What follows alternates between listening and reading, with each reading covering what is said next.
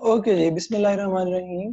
हम लोग जो है हमारा जो चैप्टर 4 था बायो एनर्जेटिक्स का, ठीक है, उसमें हमने फोटोसिंथेसिस जो है वो पढ़ लिया था, ठीक है। और फोटोसिंथेसिस के बाद हमारे पास जो नेक्स्ट हमारे पास चीज आ रही है दैट इज सेलुलर रेस्पिरेशन, ठीक है। और सेलुलर जो रेस्पिरेशन है उसमें उसको कंटिन्यू करने से पहले हमें कुछ चीजें हैं जो जिनका पता होना बहुत ज्यादा जरूरी है, ठीक है।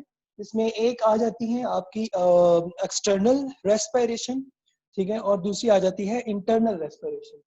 नाउ अब अगर हम एक्सटर्नल और इंटरनल रेस्पिरेशन के देखेंगे तो आपको बुक में इसमें डायग्राम में भी शो हो रहा है कि हमारे पास जो एक्सटर्नल रेस्पिरेशन है, ठीक है, यानी एक्सटर्नल रेस्पिरेशन वो हमारे पास इट्स जस्ट लाइक कह सकते हैं, या it's a actual breathing mechanism, ठीक हो गया।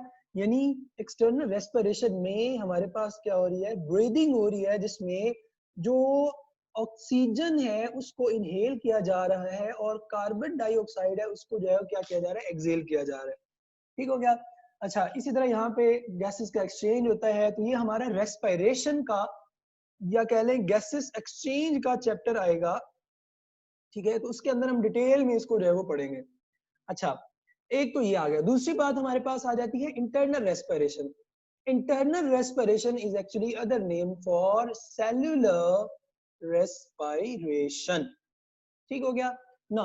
ये हम यहाँ देखेंगे तो सेल्यूलर रेस्पिरेशन को हम आप कह सकते हैं एरोबिक रेस्पिरेशन भी कहते हैं, यानी सेल के अंदर माइटोकॉन्ड्रिया है, ठीक है, और साइटोसोल है। तो साइटोसोल और माइटोकॉन्ड्रिया को यूटिलाइज करके जो आप कह सकते हैं कि जो सेल है, यूकैरियोटिक सेल है या एनिमल सेल है, वो क्या कर रहा है, एरोबिक रेस्पिरेशन जो है वो कर रहा है। प्लांट सेल भी जो है वो रेस्पिरेशन, एरोबिक रेस्पिरेशन जो वो कर रहे होते हैं।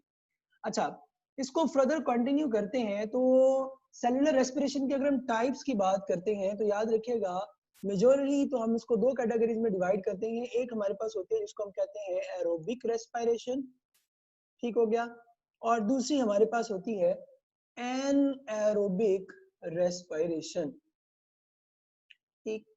उसके बाद जो एरोबिक रेस्पिरेशन है ये simple cellular respiration that occur in the presence of, ठीक हो गया, ऑक्सीजन। और जो एनारोबिक रेस्पिरेशन है ये आपको पता है कि एब्सेंस ऑफ ऑक्सीजन में जब होती है। अब इनमें फर्दर दो हमारे पास डिविजन्स है, ठीक है, यानी दो टाइप्स की आप कह सकते हैं हमारे पास जो है एनारोबिक रेस्पिरेशन हो रही होती है। उसमें पहली हमारे पास है जिसको हम कह देते हैं अल्कोहलिक, अल्कोहलिक, ठीक हो गया, फर्मेंटेशन कह लें। और दूसरी हमारे पास होती है lactic acid, lactic acid fermentation, ठीक है। यानी एनारोबिक को हम एक और नाम भी दे देते हैं और इसको हम क्या देते हैं जी, फर्मेंटेशन, ठीक हो गया। तो ये आपने याद रखना है कि हमारे पास जो लैक्टिक एसिड है और अल्कोहलिक फर्मेंटेशन है ये हमारे पास एनारोबिक का आप कह सकते हैं पार्ट है, ठीक हो गया।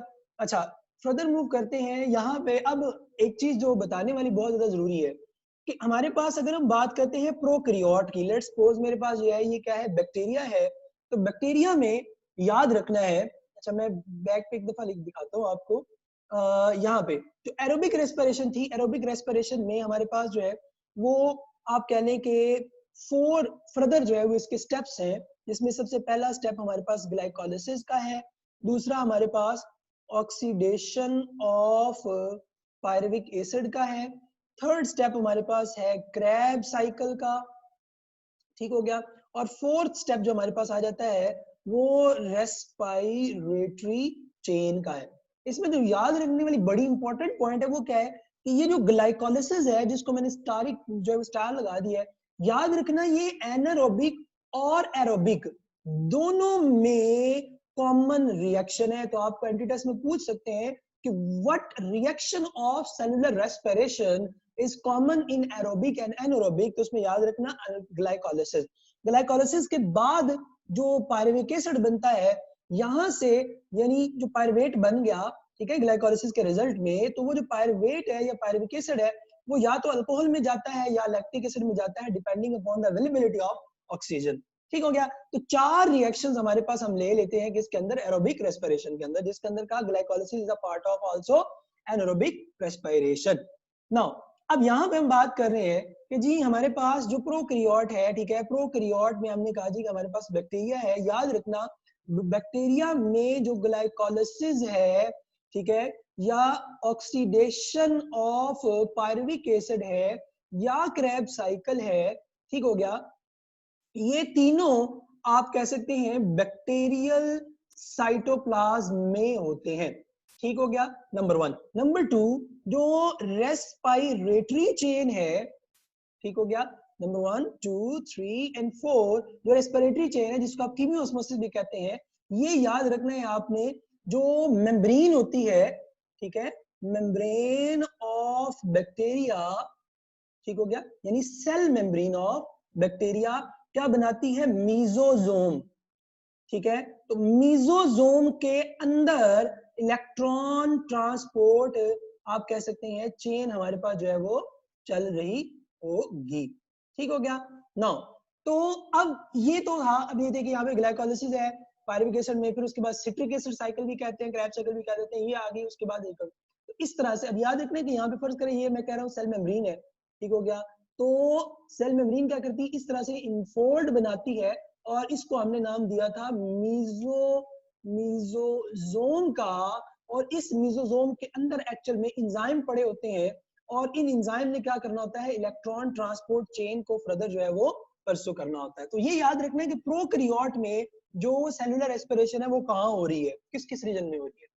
इसके कंपैरिजन में अगर हम बात करते हैं यूकैरियोट की, तो यूकैरियोट के अंदर जो है वो डिफरेंट होगा, क्योंकि यूकैरियोट के अंदर डबल मेम्ब्रेन बाउंडेड जो है वो हमारे पास क्या होता है, ऑर्गेनल एग्जिस्ट करता है, जिसको हमने नाम दिया है माइटोकॉन्ड्रिया का।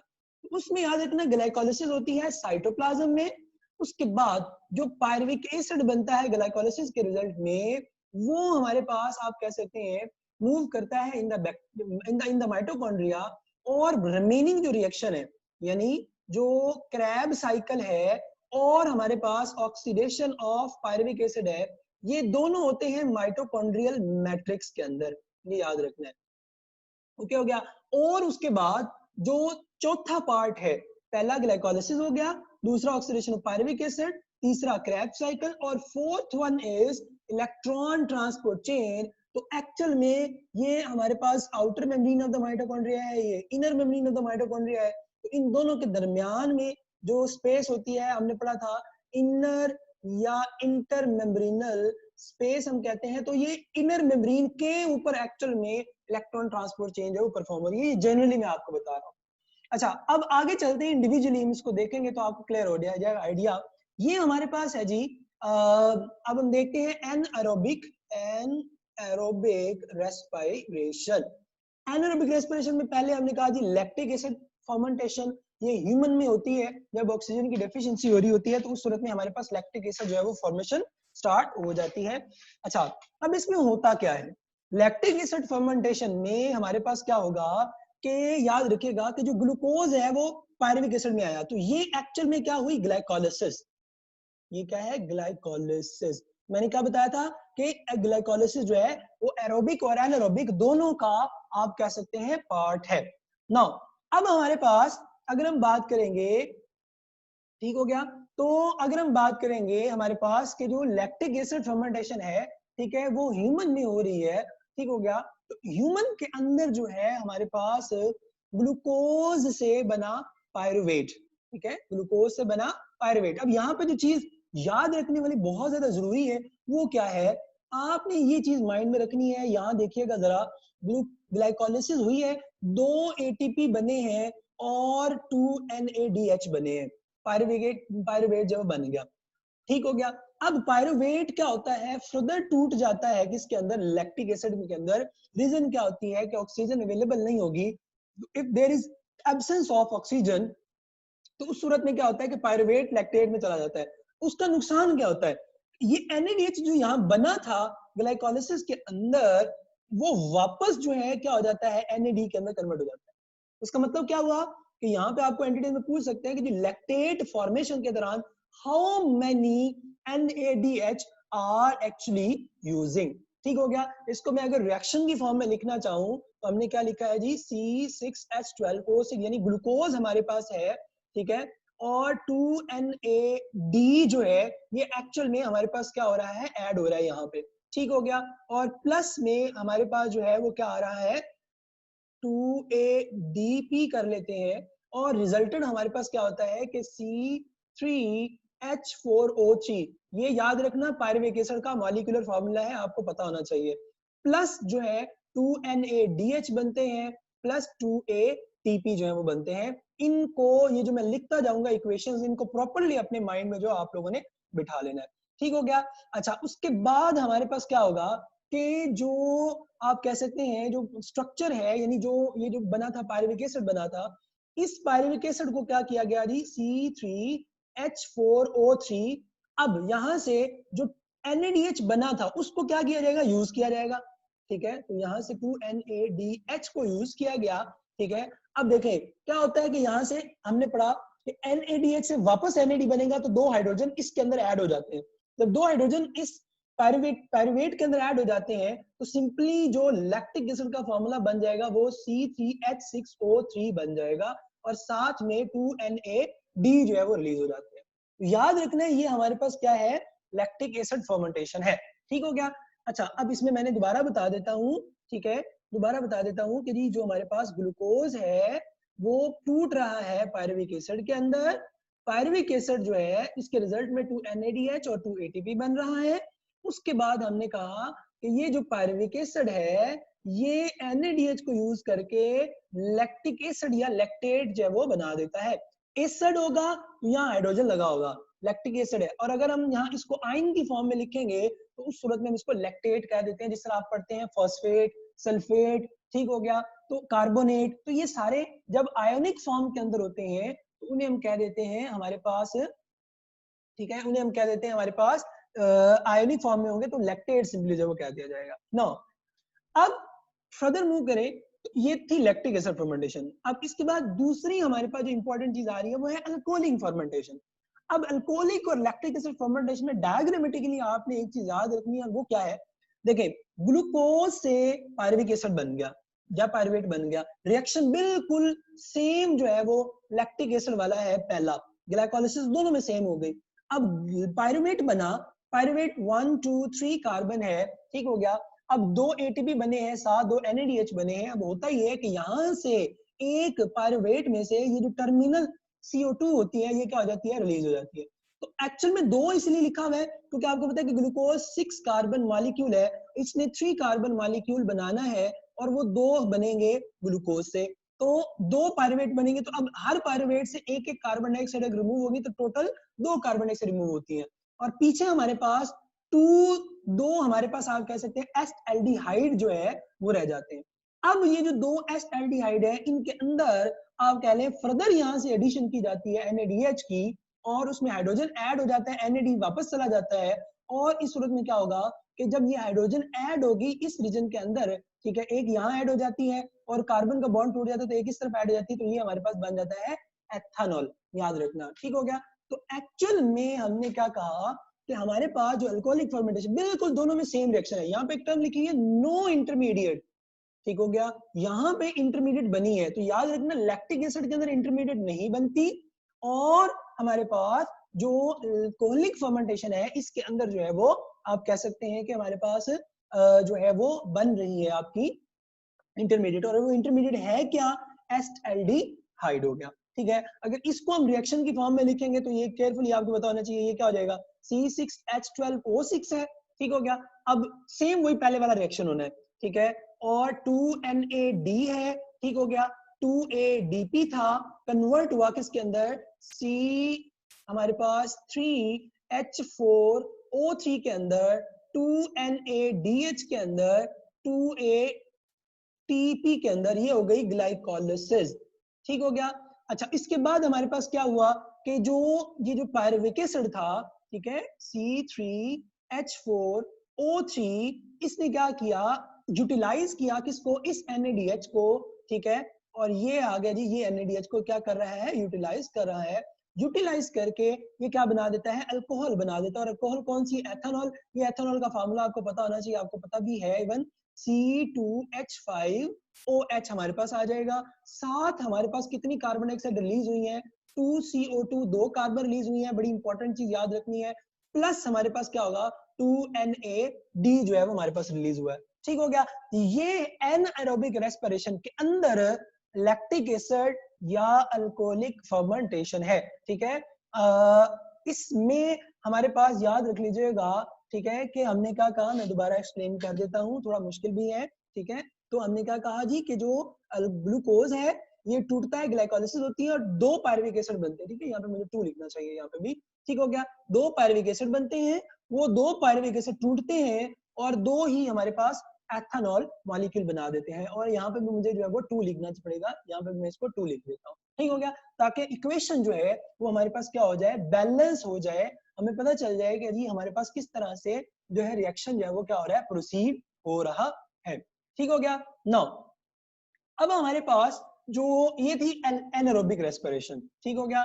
अच्छा, इसके बाद हमारे पास आ रही है जी एरोबिक रेस्पिरेशन। अब ये हमारे पास है जी एरोबिक रेस्पिरेशन। ये वही चीज है जो अभी मैं आपको पीछे शुरू में दिखा के आ रहा हूं कि ग्लाइकोलाइसिस हमारे पास हो रही है साइटोसोल यानी साइटोप्लाज्म के अंदर।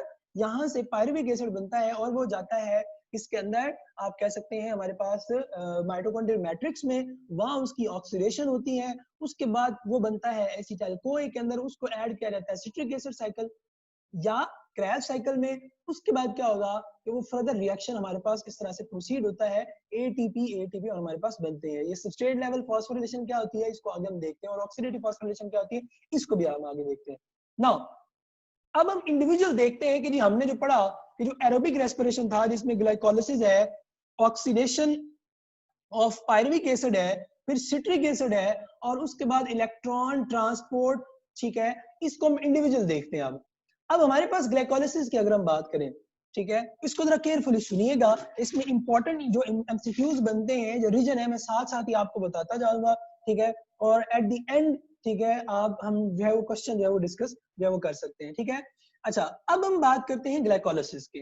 ग्लाइकोलाइसिस को अगर हम डिफाइन करना चाहें तो आप सिंपली कह सकते हैं जी कि हमारे पास break down of glucose into pyruvic acid.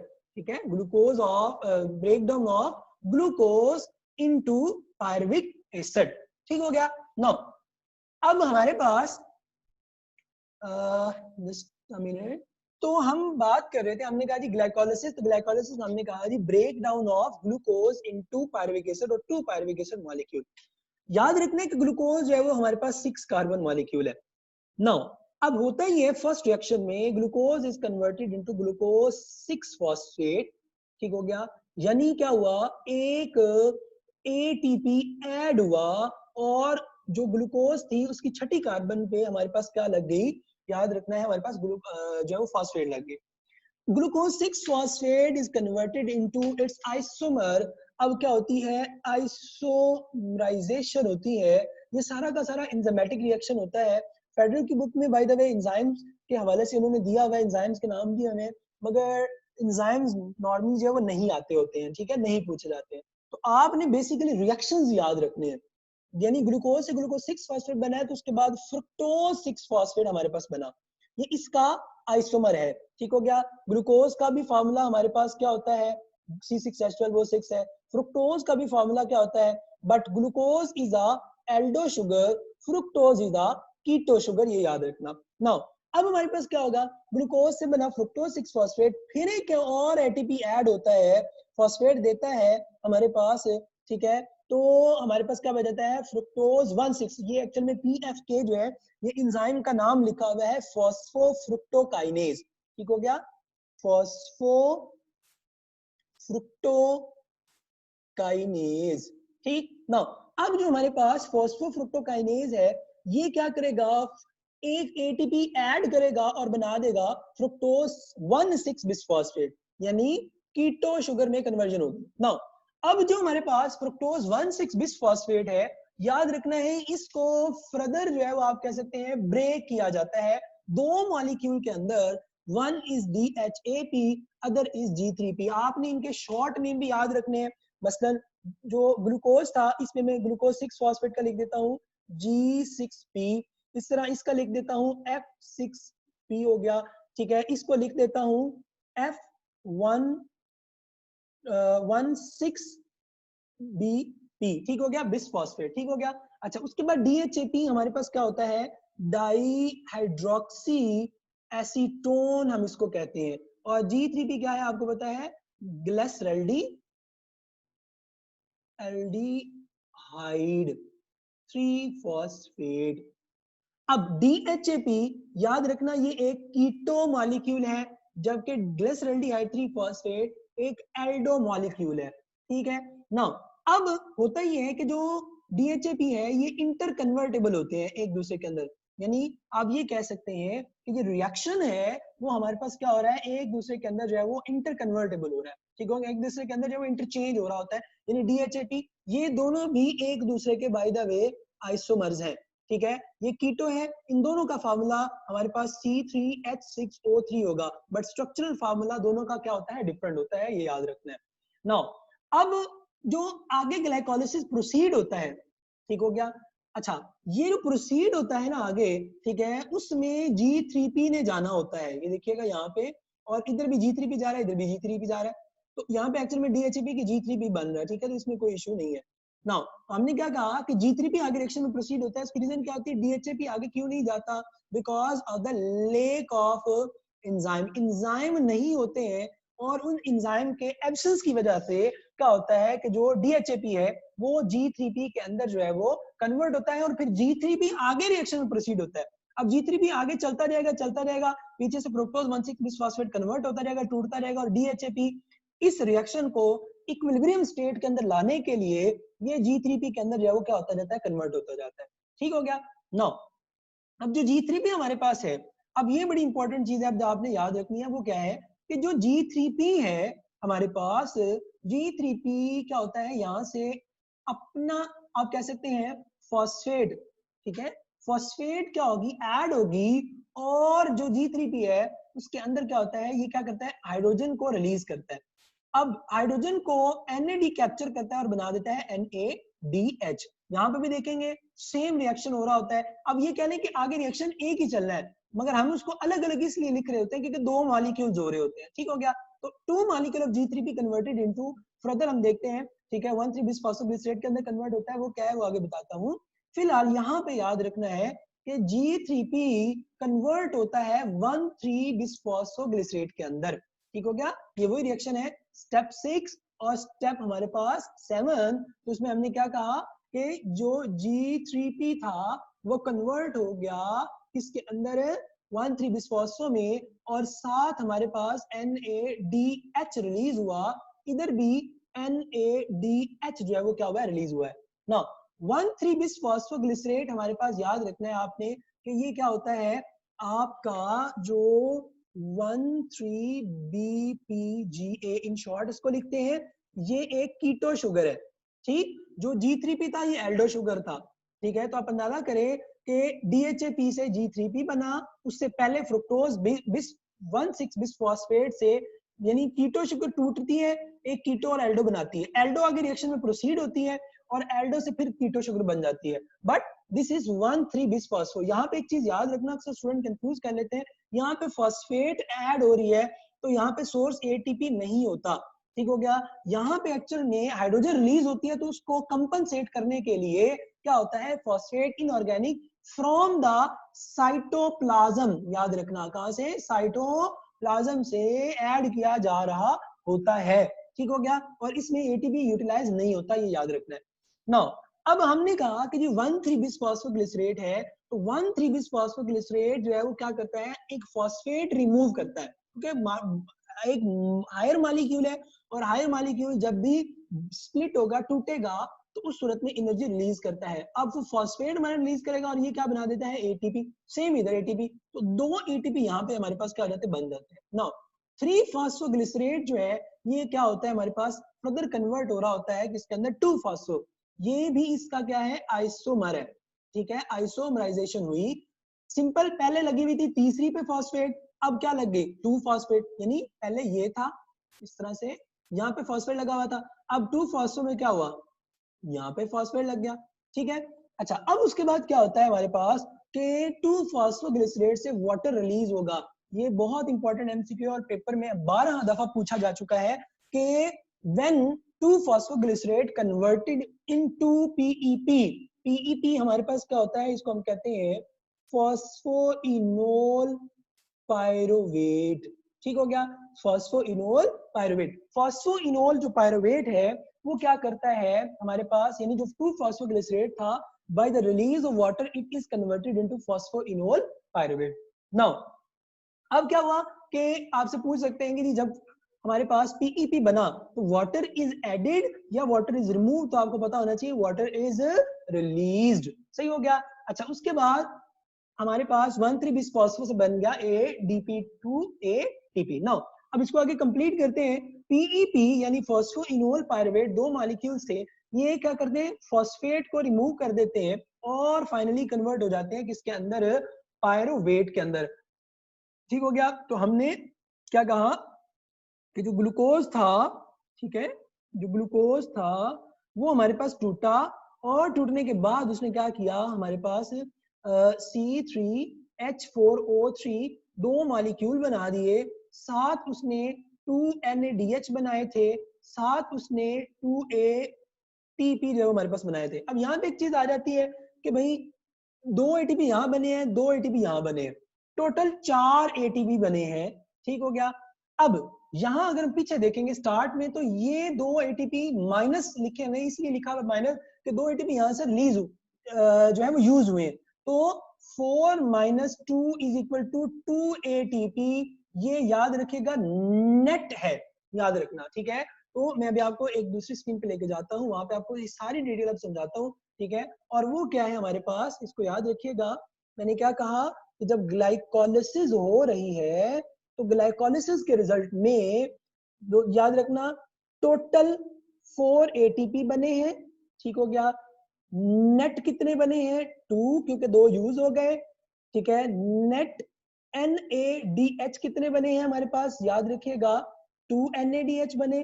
ठीक हो गया, ये हो गया। नाउ साथ हमारे पास 2 पायरुविक एसिड जो है वो बन रहे हैं। ठीक हो गया, एक तो ये आ गया। उसके बाद आपने दूसरी जो इंपॉर्टेंट चीज याद रखनी है कि ये जो 4 ATP हमारे पास आ रहे हैं, एक्चुअल में क्या होता है कि ये जो यूटिलाइज हो रहे थे 2 हमारे पास, ठीक है, 2 ATP यूटिलाइजेस, एक्चुअल में होता ही है कि रिएक्शन को स्टार्ट करने के लिए, ठीक है, हमारे पास रिक्वायरमेंट होती है। रिक्वायरमेंट किस चीज की होती है, ठीक है, कि एक रिएक्शन है उसको हमने स्टार्ट करना है, तो उसको स्टार्ट करने के लिए एक्चुअल में थोड़ी एनर्जी पुट करनी पड़ती है। आप ये कह सकते हैं कि this is example of activation energy, यानी एक रिएक्शन को स्टार्ट कर रहा है। तो अब ये जो इनिशियल फेज है जिसमें एटीपी यूज हुए हैं, बाय द वे इसको हम कहते हैं प्रिपरेटरी फेज, यानी प्रिपरेटरी फेज, यानी जो हमारे पास ग्लूकोज है उसको तैयार किया जा रहा है तोड़ने के लिए। और कब, जब फ्रुक्टोज 6 फॉस्फेट 1,6 ये अब प्रिपेयर्ड स्ट्रक्चर बन जाता है और इसने फर्दर टूटना होता है। अब ये टूटेगा, इससे आगे जो स्टेज होती है उसको हम कह देते हैं पे ऑफ कह लें या ऑक्सीडेटिव फेज। ठीक हो गया, पे ऑफ फेज या ऑक्सीडेटिव फेज। तो याद रखना, हमने यहाँ पे आए तो ये जो एटीपी थे आपने याद रखना है एटीपी कब बने थे। पहली बात है यूज कब हुए थे, पहले यूज को देखेंगे। यूज में अगर हम देखेंगे तो हमारे पास जो एटीपी यूज हुए थे वो कब बना था, जब ग्लूकोज से ग्लूकोज 6 फॉस्फेट बना था, नंबर 1। नंबर 2, जब फ्रुक्टोज 6 फॉस्फेट से फ्रुक्टोज 1,6 बिस फॉस्फेट बना, ये हो गए यूज। उसके बाद आ जाते हैं जो हमारे पास ऑब्टेन्ड हुए। ठीक हो गया। अब ऑब्टेन्ड में जो हमारे पास आएगा वो हमने अभी पढ़ा कि जब 1,3 बिस फॉस्फोग्लिसरेट, इसको मैं शॉर्ट में बल्कि लिख देता हूं, ठीक है, 1,3 BPGA कन्वर्टेड इनटू 3 PGA, तब 2 ATP बने थे। ठीक हो गया। फिर हमने कहा कि जब PEP यानी 2 मॉलिक्यूल थे ये और 2 ही हमारे पास जो ये बने, इसी तरह 2 PEP थे और ये पायरुविक एसिड में कन्वर्ट हुए और साथ में इन्होंने भी 2 ATP हमारे पास जो है वो बनाए। और उसके बाद हमारे पास आ जाता है NADH कब बने था, ये आपने याद रखना है। NADH के हवाले से इंपॉर्टेंट चीज, यदि जो 2NADH बने हैं वो कब बने हैं, तो उसमें याद रखना है हमारे पास जब G3P कन्वर्ट हो रहा था, यानी 2 G3P कन्वर्ट हुए थे 1,3-BP-BPGA के अंदर। ठीक है, ये इंफॉर्मेशन जो है वो आपने प्रॉपर्ली अपने माइंड में बिठानी है, इसको याद रखना है। ठीक हो गया ना। अब वापस चलते हैं, तो हम बात कर रहे थे, हमने कहा जी कि हमारे पास ग्लाइकोलिसिस होती है और ग्लाइकोलिसिस एरोबिक और एनारोबिक में दोनों है। अब ये देखिए यहाँ पे जो पायरुविक एसिड बना है ना, ये अगर इसको ऑक्सीजन मिलेगी, अगर इसको ऑक्सीजन नहीं मिली फर्ज करें, तो ये किस में कन्वर्ट हो जाएगा, ये वाले रिएक्शन जो अभी हमने पीछे पढ़े थे लैक्टिक एसिड और अल्कोहलिक में। ठीक है, यहां तक रिएक्शन सेम था, ये देखो 2 ATP बने 2 NADH बने, ये वही चीजें हैं जो हम दोबारा अभी हमने जो भी पढ़ी। तो अब ग्लाइकोलिसिस के रिजल्ट में क्या हुआ, पायरुविक एसिड बने, अगर ऑक्सीजन नहीं मिली तो ये लैक्टिक एसिड में या अल्कोहलिक फर्मेंटेशन के अंदर वो मूव कर जाएंगे। अब फर्ज करें मैं कहता हूं कि पायरुविक एसिड बना, अब इसको ऑक्सीजन मिल गई, तो अब क्या होगा, ये याद रखना, फर्दर कन्वर्ट होता है और इसकी होती है ऑक्सीडेशन। ठीक है, इसको हम कहते हैं oxidation, oxidation of pyruvic acid. Now oxidation of pyruvic acid होती कहां पे है, याद रखना माइटोकॉन्ड्रियल मैट्रिक्स के अंदर। नाउ माइटोकॉन्ड्रियल मैट्रिक्स के अंदर जो ऑक्सीडेशन है, एक्चुअल में जो पायरुविक एसिड की जो कन्वर्जन है हमारे पास क्या होती है, सिंपली एसिटाइल कोए के अंदर, और ये 2 स्टेप रिएक्शन होता है। कैसे, अब ये देखिएगा हमारे पास यहाँ पे ये है जी पायरुविक एसिड, ठीक है, CH3C, 2 कार्बोनाइल रीजन है और 1 हाइड्रोक्सिल है। अब होता ये पहला स्टेप होता है जिसको हम कहते हैं डी कार्बोक्सिलेशन। यहाँ से क्या हो गया, डी कार्बन यानी कार्बन डाइऑक्साइड पहले स्टेप में क्या हो गई, रिलीज हो गई, और इसके रिजल्ट में क्या हुआ, हमारे पास बन गया एसीटेट। ये कार्बन डाइऑक्साइड यहाँ से निकल गई, पीछे क्या रह गया, एसीटेट। मतलब कि आप अंदाजा करें, अगर अगर थोड़ा सा इसको सोचें आप लोग, तो रिएक्शन क्या हो रहा था, पहले था C6H12O6, उसके बाद उसने उसको पायरुविक एसिड में C3H4O3 में कन्वर्ट किया, उसके बाद उसने उसको एसीटेट, जो कितने कार्बन है, 2 कार्बन है, ठीक है, तो उसने उसको क्या कर दिया, कन्वर्ट कर दिया CH3, ठीक हो गया, इसको अगर मैं वैसे लिखूं तो ये आ जाएगा C2H4O, ठीक हो गया, तो 2 कार्बन है हमारे पास, 4 हाइड्रोजन और 1 ऑक्सीजन, ठीक है, ये बन गया। अब अंदाजा करें, जरा गौर से इसको समझिएगा, क्या हो रहा है कि ग्लूकोज है 6 कार्बन, उसको तोड़ा जा रहा है 3 कार्बन में, फिर उसको तोड़ा जा रहा है 2 कार्बन में, ठीक हो गया। तो एक्चुअल में ये ग्लूकोज की थोड़ी थोड़ी करके स्लोली स्लोली क्या हो रही है, ब्रेक डाउन हो रही है, ठीक हो गया। अब एसीटेट बना, और एसीटेट जो है ये फर्दर क्या होता है, हमारे पास स्टेप है, इसमें क्या होता है कि यहाँ से हाइड्रोजन क्या हो जाता है, रिलीज हो जाता है। ये जब हाइड्रोजन निकलता है तो उस सूरत में NAD कैप्चर करता है उस हाइड्रोजन को और बना देता है NADH। अब एक चीज याद रखनी, वो क्या, कि ग्लूकोज था 6 कार्बन, ये 3 कार्बन है, तो 2 मॉलिक्यूल यहाँ बने होंगे, इसका मतलब है 2 ही मॉलिक्यूल यहाँ पे बने होंगे। इसका मतलब क्या हुआ कि ये जो पायरुविक एसिड हम बात कर रहे हैं, ये 2 पायरुविक एसिड के मॉलिक्यूल है। इसी तरह यहाँ पे भी जो एसीटेट बने हैं, ये 2 मॉलिक्यूल है। इसी तरह जब यहाँ से हाइड्रोजन निकलेंगे, 2 हाइड्रोजन निकलेंगे, इसका मतलब है 2 NAD और 2 NADH में जो है वो कन्वर्ट होंगे, यानी 2 NAD जो है वो दो NADH आप सिंपल कह लें बनेंगे जब ऑक्सीडेशन ऑफ पायरुविक एसिड होगी। अब हाइड्रोजन रिमूव करता है और साथ क्या होता है, को एंजाइम लग जाता है इस हाइड्रोजन की जगह पे, तो ये कन्वर्ट हो जाता है एसिटाइल को ए को एंजाइम के अंदर। यहाँ पे अक्सर स्टूडेंट मिस्टेक करते हैं, मैं अक्सर क्वेश्चन पूछता हूँ, यदि एसिटाइल को एंजाइम के अंदर how many carbon atoms are exist, ठीक हो गया, तो याद रखना इसमें कार्बन 1 और 2, अक्सर स्टूडेंट इसको भी कार्बन काउंट कर लेते हैं, but this is not carbon, this is the short form for coenzyme, ये याद रखना आपने, ठीक हो गया। तो हमने क्या कहा, अभी जो हमने बात की, हमने क्या कहा जी कि हमारे पास जब ऑक्सीडेशन ऑफ पायरुविक एसिड, ये एक चीज याद रखनी है आपने, ठीक हो गया। दूसरी चीज हमारे पास आ गई, ऑक्सीडेशन ऑफ पायरुविक एसिड हुआ, ऑक्सीडेशन ऑफ पायरुविक एसिड के अंदर 2NAD से क्या बना, 2NADH बन गए, ठीक है, 2 आपने नाइट्रोजन NADH यहाँ प्रोड्यूस कर लिए थे, उसके बाद अगर हम बात करेंगे तो 2 NADH यहाँ बन गए थे और हमारे पास 2 ATP यहाँ बन गए थे, ठीक हो गया। ये आपने जो है वो हमारे पास याद रखना है। अच्छा, अब हमारे पास फर्दर मूव करते हैं, वापस जाते हैं उस जगह पे, तो यहाँ पे थे हम लोग, ठीक है।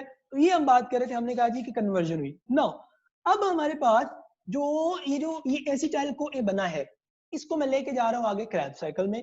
अब क्रैब साइकिल की अगर हम बात करते हैं, क्रैब साइकिल को हम सिट्रिक एसिड साइकिल भी कहते हैं, सिट्रिक एसिड साइकिल भी इसको कहेंगे, ठीक हो गया। इसको इन शॉर्ट टीसीए साइकिल भी कहते हैं, ठीक हो गया।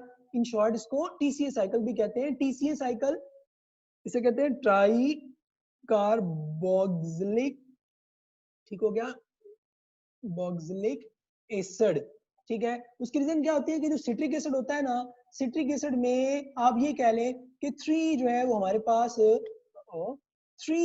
क्या होते हैं, कार्बोक्सिलिक ग्रुप जो है वो अटैच होते हैं। तो presence of three carboxylic group, ठीक है, इसको हम कह देते हैं ट्राई कार्बोक्सिलिक, ठीक है, एसिड साइकिल, ठीक हो गया। अब ये साइकिल होता कैसे है, ठीक है। अब ये बहुत आसान सा साइकिल है, आपने इस साइकिल को अंडरस्टैंड करना है। अब आपने पीछे क्या पढ़ा था, ग्लाइकोलाइसिस हुई थी, ग्लूकोज से क्या बना था, 2 पायरुविक एसिड, ठीक हो गया। 2 पायरुविक एसिड से क्या बन गए थे, 2 एसिटाइल को ए, यानी 2 एसिटाइल को ए हमारे पास बन गए थे, ये याद रखना। अब जब क्रैब साइकिल में जाएंगे तो ये 2 एसिटाइल इंडिविजुअली ऐड होंगे, कैसे, यहाँ देखिए। अब ये बुक की डायग्राम मैंने यहाँ पुट कर दी है, ठीक है, बहुत आसान सी है, इसमें आपने सीक्वेंसेस जो है वो याद रखने हैं, ठीक हो गया। अच्छा, अब क्या हो रहा है, यहाँ से पायरुवेट, अब मैं कहता हूँ कि ये 2 पायरुविक एसिड थे, अब एक साइकिल में हमारे पास एक जो है वो चल रहा है, पहले एक को देखते हैं फिर उसको देखेंगे आगे। ये है जी एसिटाइल को ए, ठीक हो गया। एसिटाइल को ए है 2 carbon molecule, when it enter into Krebs cycle, ठीक है। तो क्रैब साइकिल में क्या हो रहा है, ऑक्सैलिक एसीटेट, इसको हम कहते हैं प्रीकर्सर। प्रीकर्सर हम कहते हैं कि एक रिएक्शन चल रहा है, उस रिएक्शन में जो आगे प्रोसीड करने के लिए एक ऑलरेडी अवेलेबल जो सबस्ट्रेट होती है उसको हम कह देते हैं प्रीकर्सर। अब प्रीकर्सर यहाँ पे है 4 carbon molecule, that is oxalic acetate. ये क्या हुआ, इस एसिटाइल को ए यानी जो 2 कार्बन मॉलिक्यूल है, इसको उसने क्या किया, ऐड किया, और ऐड करने के बाद हमारे पास जो है वो क्या कर लिया, आप कह सकते हैं सिट्रेट बना दिया। 6 कार्बन मॉलिक्यूल जो है वो हमारे पास बन गया, that 6 carbon molecule is actually called as citrate, ठीक हो गया। अब जो सिट्रेट हमारे पास बना है, मैंने आपको कहा कि इसको हम ट्राई कार्बोक्सिलिक एसिड भी कहते हैं, ठीक है। ये जो हमारे पास सिट्रिक एसिड है, इसका दूसरा नाम हमारे पास क्या है, ट्राई कार्बोक्सिलिक, आप कह सकते हैं एसिड। अगर ट्राई कार्बोक्सिलिक एसिड का फॉर्मूला अगर याद रखना चाहे तो रख सकते हैं, ना याद रखेंगे तो इसमें कोई हर्ज नहीं है। मैं सिंपल यहाँ पे लिख देता हूँ, इसमें आप लिखेंगे ऐसे कि आपने 1 2 3 4 1 2 3 4 एंड 5 कार्बन आपने इस तरह से एक चेन में लिख लेनी है। उसके बाद जो टर्मिनल कार्बन है, यहाँ पे आपने क्या लगा देना है, इस तरह से, ठीक है, कार्बोक्सिलिक ग्रुप लगा देंगे। उसके बाद क्या होगा कि जो सेंट्रलाइज्ड कार्बन होगी, यानी ये फर्स्ट है, सेकंड, थर्ड, और इधर से फर्स्ट सेकंड थर्ड जो सेंट्रलाइज है, यहाँ पे आप क्या करेंगे, एक कार्बोक्सिलिक जो है वो लगा देंगे, ठीक हो गया। उसके बाद जो बाकी ये 2 रह गई हैं, यहाँ पे आप CH2 और CH2 जो है वो हम क्या कर देंगे, पुट कर देंगे, ठीक हो गया। नाउ अब हमारे पास जो बात करें, ये बन गया। अब इसमें देखिएगा जरा गौर से, अगर मैं इसको हाइड्रोजन लिख दूं, या हाइड्रोजन लिख दूं और या हाइड्रोजन, तो ये एक्चुअल में फार्मूला हो गया किसका, सिट्रिक एसिड का। यार ट्राई, अब देखा इसमें ये एक आपको नजर आ रहा होगा ट्राई कार्बोक्सिलिक एसिड, फिर ये दूसरा ट्राई कार्बोक्सिलिक एसिड, और फिर ये तीसरा तो 3 हमारे पास क्या है, ट्राई कार्बोक्सिलिक एसिड जो है वो ट्राई कार्बोक्सिलिक ग्रुप है। इसलिए 3 कार्बोक्सिलिक ग्रुप की जो प्रेजेंस होती है, उसकी वजह से इसको हम कह देते हैं ट्राई कार्बोक्सिलिक एसिड साइकिल, ठीक हो गया। अब सिट्रिक एसिड बना, सिट्रेट बना, सिट्रेट फर्दर कन्वर्ट होता है आइसोमर के अंदर, ठीक हो गया, आइसोमराइजेशन हुई और बन गया आइसोसिट्रेट। आइसोसिट्रेट से फर्दर हमारे पास क्या हुआ, अल्फा कीटोग्लिसराइड बना। अब अल्फा कीटोग्लिसराइड जो बना है, जरा गौर से देखना, ये 6 कार्बन है, ये 5 कार्बन है, ठीक है। अल्फा कीटोग्लिसराइड 5 कार्बन है, यानी ये कार्बन डाइऑक्साइड क्या हुई, रिमूव हुई। कार्बन डाइऑक्साइड का रिमूव होना, और इधर से साथ ही हाइड्रोजन भी रिमूव होती है, और ये बना देता है NADH। तो इसको हम कहते हैं, ये वर्ड लिखा हुआ है, जरा गौर से इसको अंडरस्टैंड करना, ऑक्सीडेटिव डीकार्बोक्सिलेशन, यानी डीकार्बोक्सिलेशन तो हुई है मगर हाइड्रोजन भी रिमूव हुई है, और हाइड्रोजन का रिमूव होना हमने क्या पढ़ा है, क्या है, ऑक्सीडेशन। तो इसलिए हाइड्रोजन का रिमूव होना, कार्बन डाइऑक्साइड का रिमूव होना, कलेक्टिवली इसे कहते हैं ऑक्सीडेटिव डीकार्बोक्सिलेशन। अब बना अल्फा कीटोग्लूटारेट जो 5 कार्बन है। ये फर्दर क्या होता है, सीरीज ऑफ रिएक्शन होती है और कन्वर्ट हो जाता है सक्सीनेट के अंदर। अक्सर बुक में यहाँ पे सक्सीनाइल को ए लिखा होता है, ठीक हो गया, सक्सीनाइल को ए, तो उसमें कोई परेशानी वाली बात नहीं है। तो ये 5 कार्बन था, इसने 4 कार्बन मॉलिक्यूल के अंदर फर्दर कन्वर्जन हुई और क्या बना लिया, एक NADH। और एक और क्या हुई, क्या लिखा हुआ है, सेकंड डी ऑक्सीडेटिव डीकार्बोक्सिलेशन। ये बड़ी इंपॉर्टेंट है, याद रखना है। पहली ऑक्सीडेटिव डीकार्बोक्सिलेशन कहाँ हुई है, दूसरी ऑक्सीडेटिव डीकार्बोक्सिलेशन कहाँ हुई है, ये इंपॉर्टेंट MCQ है। अच्छा, अभी तक हमारे पास 2 NADH जो है वो हमारे पास क्या है, बन गए। अच्छा, उसके बाद फर्दर मूव करेंगे तो हमारे पास क्या बन गया, यहां से क्या होता है कि जब सक्सीनाइल को ऐसे सक्सीनेट बनता है तो हमारे पास याद रखना कि फॉस्फेट रिलीज होती है, ठीक हो गया। ओके, तो फॉस्फेट हमारे पास क्या होती है, रिलीज होती है, और उस फॉस्फेट को जो यहाँ पे रिसीव करने वाला मॉलिक्यूल है वो है GDP। GDP इसको कन्वर्ट करता है GTP में, GTP फर्दर टूट जाता है और इनऑर्गेनिक फॉस्फेट रिलीज करता है और क्या, एनर्जी और ATP यहाँ पे हमारे पास बना देता है, ठीक हो गया। तो एक क्या बना, NADH यहाँ बन गया, फिर एक और NADH बन गया और एक ATP बन गई। कब, जब अल्फा कीटोग्लूटारेट से सक्सीनेट बना था। अब जो सक्सीनेट है ये क्या करता है, ये 4 कार्बन है, ये क्या करता है, अगेन हाइड्रोजन को रिलीज कर देता है और उस हाइड्रोजन को कैप्चर करने के लिए हमारे पास FAD आ जाता है। FAD हमारे पास क्या है, फ्लेवोनोइड डाइन्यूक्लियोटाइड, ये अनदर कोएंजाइम है। ये इन हाइड्रोजन को कैप्चर करता है और बना देता है FADH2 और कन्वर्ट हो जाता है फ्यूमरेट के अंदर। अब सक्सीनेट से कन्वर्जन हुई फ्यूमरेट में और क्या बना, FADH2। एफ जो फ्यूमरेट है ये फर्दर कन्वर्ट होता है मेलेट के अंदर by the addition of water. ये याद रखना, ग्लाइकोलिसिस में यहाँ पे अगर हम बात करेंगे ना, तो यहाँ पे देखिएगा ये PEP से पायरुवेट बना था, तो ये सॉरी 2-फॉस्फेनॉल से PEP बना, यहाँ वाटर रिलीज हुआ है। और यहाँ पे अगर हम बात करेंगे तो यहाँ पे वाटर ऐड हुआ है, ये याद रखना।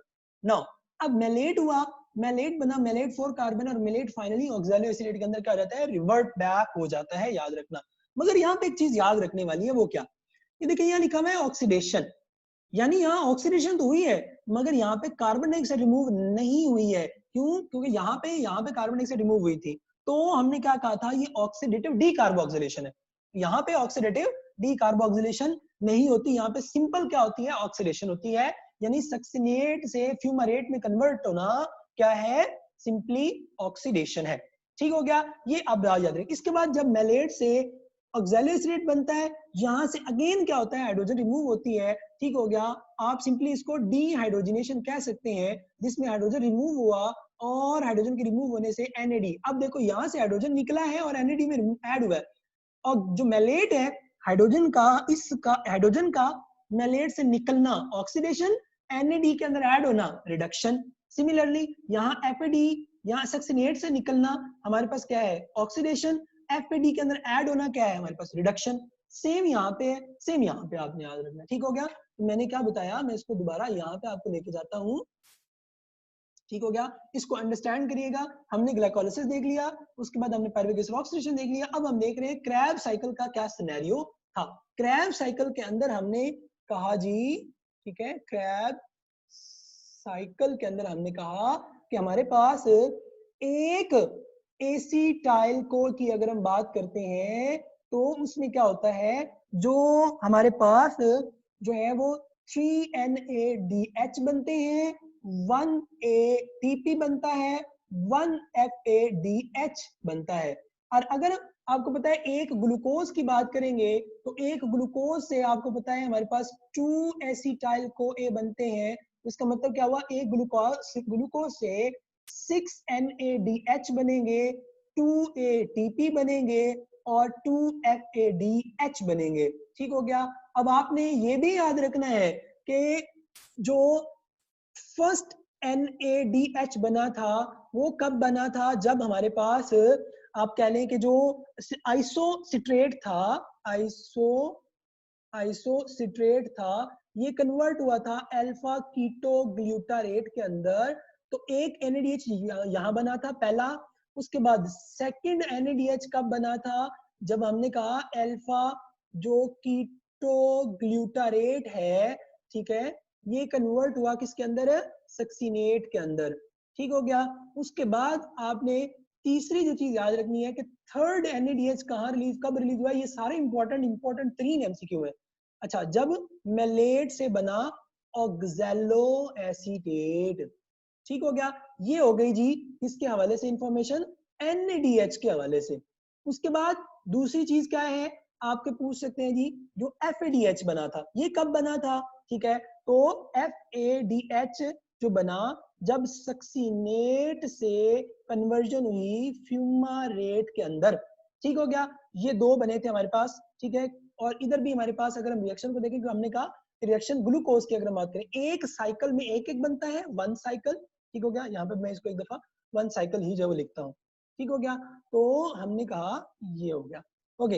उसके बाद ATP कब बना हमारे पास, जब हमारे पास जो अल्फा कीटो ग्लूटारेट था, ठीक है, ग्लूटारेट था, उससे कन्वर्जन हुई थी सक्सीनेट के अंदर, ठीक है। तो ये आपने जो है वो हमारे पास याद रखना है कि हमारे पास जो क्रैब साइकिल है, क्रैब साइकिल में FADH जो है वो एक साइकिल में एक रिलीज हुआ है, ये इंपॉर्टेंट चीज है। अच्छा, अगर मैं कहूं 2 टाइम साइकिल, तो अब जरा गौर से सुन लेना, 2 टाइम्स का मतलब क्या है कि रिएक्शन जो है हमारे पास अगर 2 साइकिल होंगे, अब रेड में 2 साइकिल के लिए यूज करूंगा, इसका मतलब है 1 2 3, टोटल अगर 2 साइकिल होंगे तो उसके लिए 6 NADH बनेंगे और NADH की प्लेसेस आपने, इसी तरह 2 साइकिल होंगे तो 2 FADH बनेंगे और 2 ATP हमारे पास बनेंगे, ठीक हो गया। अब याद रखना जो हमने पढ़ा, दोबारा मैं इसको बताता हूं, ग्लाइकोलिसिस, ठीक हो गया। उसके बाद पायरुविक एसिड ऑक्सीडेशन, उसके बाद क्या है, क्रैब साइकिल है। गौर से अंडरस्टैंड करना, ग्लाइकोलिसिस में क्या था जी, कितने ATP बने हमारे पास, 2 ATP नेट बने थे, 2 NADH बने थे। पायरुविक एसिड की ऑक्सीडेशन में 2 NADH बने थे, ठीक है। ये एक ग्लूकोज के बारे में हम बात कर रहे हैं। अच्छा, क्रैब साइकिल में हमारे पास 2 ATP बने थे, उसके बाद 6 NADH बने थे और उसके बाद 2 FADH बने थे, ठीक हो गया। ये ओवरऑल एनर्जी का बजट आता है। अब हमारे पास जो इंपॉर्टेंट चीज याद रखने वाली वो क्या है कि एक NADH 3 ATP के इक्वल होता है और एक FADH 2 ATP के इक्वल होता है, ये याद रखना है। तो 3 ATP और 2 ATP के इक्वल है ना। अब 3 ATP और 2 ATP का जो इक्वल आ रहा है हमारे पास, अगर मैं इसको फुल्ली ATP में कन्वर्ट करूंगा तो हमारे पास ये क्या आ जाएगा,